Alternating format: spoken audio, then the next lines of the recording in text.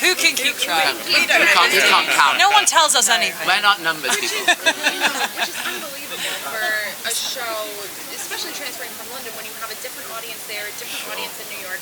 What has the process been like of adapting to a New York audience after spending so much time in London? You know, it's crazy. We had these chats, didn't we? We were prepped. We were Oh, prepped. we're really, You know, because we're in it, but we're the writers, so we're well versed in things going down terribly on stage, and then running off stage being like, okay, give me a piece of paper.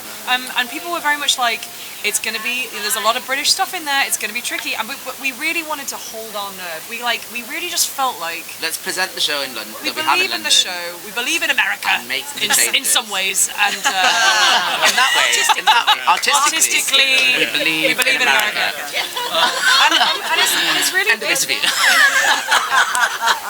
Naked Operation Mincemeat. We believe in America in some We ways. believe in America.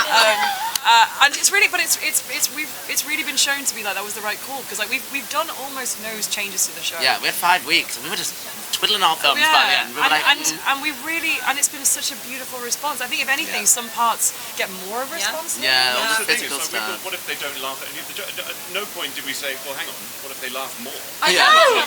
I know. Although actually, Us Brits are so cynical. One We're thing like, actually, I think one thing we didn't think about was that maybe the drama and the political side that the show talks about would land differently. Hit more. And it hits more here. The number that opens at 2. Yeah, the kind of the response after that number, which, you know, in London it was very much like, yay, you've done a fun Funny song, Nazi funny song. Nazis. Yeah. Here, the response after that number is and during the Yeah. number, It is they're a bit like, charged. it's charged. And then at the end of the show, when the characters talk more openly about, like, you can't just, if we just all blindly follow orders, then we don't, the fascists won't need to bash down the door, they'll already be here. That has got spontaneous rounds of applause, but that only happened after we actually removed some jokes from that moment as writers, because we were like, they don't, we can tell, and so they don't want to laugh, they're upset, or they're really invested. This is an active issue for this country. Yeah, it's and in a way that it didn't feel that way in London. No, in London it's a show about the past, and here it feels screamingly present. It's screaming. Which, so I guess my second question was, what has been most what's been most surprising in bringing the show here? And I don't know if that's the answer, kind of, that it's speaking to the present moment, or if there's something else. I think it's also, and this is more about being on Broadway, is that we've been so overwhelmed by the community that is Broadway, and both internally, kind of within the industry, we've met so many amazing people who are doing shows, who come to see each other's shows and support each other and cheer each other on. But then also, it's also the audiences. There is such a deep, deep love for musical theatre here, and like a respect for the kind of craft of it and the work that goes into it, that it just feels everything is just kind of charged up and supersized in a really brilliant way. It feels like in the UK, theatre is part of a lifeblood of the culture, in that it's an old thing that's been going on for a very long time, and a very specific set of people go to it, and it's for a very specific set of people. Here it feels more like the art form is kind of more widely adored and loved, or at least maybe just in New York, because it is the epicenter of it all. But it feels like your average person on the street would be able to talk to you about an interesting piece of theatre that they've seen, because they're excited about it. And that is something that, as actors in London, you definitely don't feel. So that's screw London. Screw London. Can't wait to move to the White House. That's the takeaway. If you take nothing else but that from us, we'll take it. Incredible. Well, that's it from me. Thank you very much. Thank you. David Buchanan with Gold Derby. It's such a pleasure to meet you. Hi. I just want to know, I came away from the show, I mean, I was really amazed at what you're all doing, the craft of writing the show and putting it on stage, and also the sheer exhaustion I felt watching you, thinking some days you have to do this twice. Yesterday, for example, honestly, I hate the concept of matinees more and more the more they happen. Dave, we're on record here. Give us a break. My God.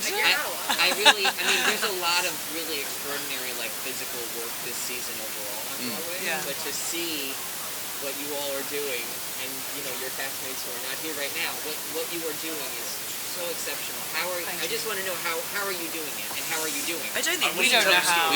About these. Please, There was one year where they went to, this is before Operation Mincemeat was just the lint in the eye of a Not even that. saucy milkman. But it was like they went to the Edinburgh Festival and they did 2 shows every day, one of which required them to paint themselves grey. And they were also flyering for their show every day. It's true. Two different shows. Two different shows. There's And they that- chose to do I that. know. We made no money from There's that. also a photo of you and I at the end of that month, which can never see the harrowing. light of day because we both look like we Well, are being we're like put this. into rehab. It's really bad. We had no idea what we do. I think basically the thing about it is to do this job, there has to be something wrong with you. Yes. And we have that. The thing that's wrong with you that makes you want to be on the stage. Oh, got it. And the real answer is because the payoff of it is just so glorious. To see the audience's reaction, to get to talk to them after the show, to see what this story means to them, and watching a joyful piece of theatre. Like we've all been there. Like you had a terrible day, and then you go and see something that makes you feel so full of joy. And you're like, you know what? No, I can go and do that thing. I can have that awkward conversation with my mother-in-law. Whatever it is, you can go and do it. And I feel like we are exhausted. Our bodies, our minds are broken.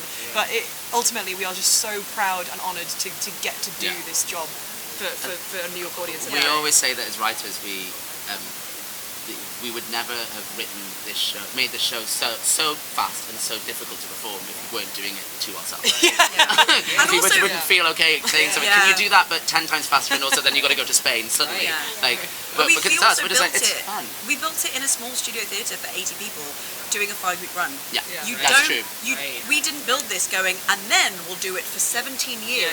And another cast in London will be doing when it. we're It's rapidly heading towards being geriatric. Like it's sort of, I think weirdly, the show is what it is because it began in those confines. Yes. It is the creativity that is still there is there because we had no money and we had no resources and we just had 5 people and we thought someday we'll maybe get enough money to have a bigger cast. The dancing girl. Yeah, truly. Then we'll bring them in and we'll have a rest. And actually- And I still think we used to, But I think though, again, as you say, Zoe, that is also part of the joy of it, is coming to Stage Door and having young makers and theatre creators going, I have never seen a show on Broadway that made me think I could do this. Yeah, I do could it. make this. You see, we've seen amazing Broadway shows.